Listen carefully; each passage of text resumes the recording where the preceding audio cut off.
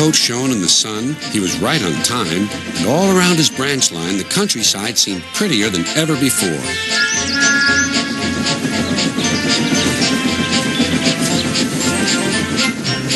Beep, beep. Good morning, Percy, he whistled. My branch is the pride of the line, wouldn't you agree? Yes, Thomas, of course, but what, Percy? Out with it. Well, there is another engine with a famous branch line, too. Who? Where?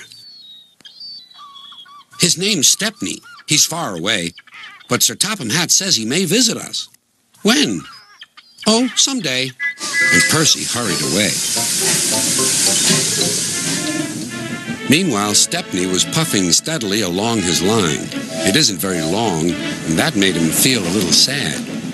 Later, he saw Rusty. The little diesel had helped save Stepney from scrap. Everyone's been so kind. But my railway is so short, and I do miss a good long run. I think you should tell Driver, too, replied Rusty. I'm sure he'll understand. Stepney soon discovered that indeed he did. Do you know, Stepney, I feel just the same way.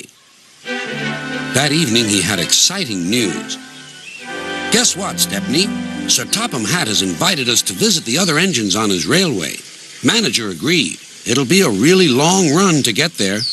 Oh, thank you, sighed Stepney. They set off next morning.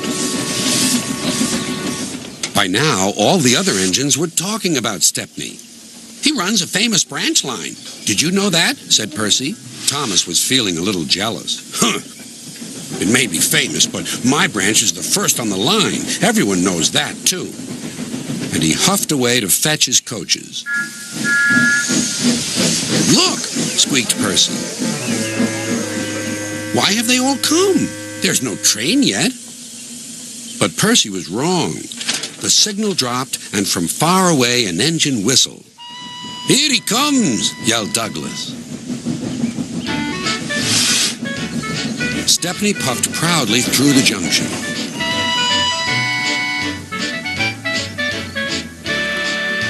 I hope you'll meet Thomas, too, said Edward. You both have branch lines to be proud of. Then Stepney set off to help Duck shunt coaches in the yards, and they worked happily together all afternoon. At last, Thomas arrived.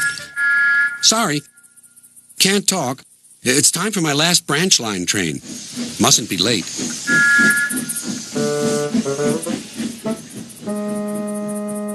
He was hardly out of sight when the engines heard shouting at the station. Moments later came the alarm. Stop all trains! The signalman answered the telephone. A special, is it? I see. Thomas was impatient. Why are we waiting? My passengers are being delayed. Sorry, Thomas, said his driver. We're being shunted to allow another train to pass. Soon they heard an unfamiliar puffing sound. There was Stepney with his headlamp swaying and whistle blowing. He gathered speed and disappeared. Well, bust my boiler, said Thomas the tank engine. Next morning he was still fuming. Shunted, and on my own branch, too. It's a disgrace. I'm sorry, said Stepney. I was a special. Why? An important passenger arrived just as you left. He ordered a special train, and Duck let me take it. We had a splendid run, but, finished Thomas, it can make an engine nervous not to know the line. Exactly, said Stepney. You're such an expert. Thomas felt much better. He couldn't be cross anymore and began telling Stepney all about his branch line.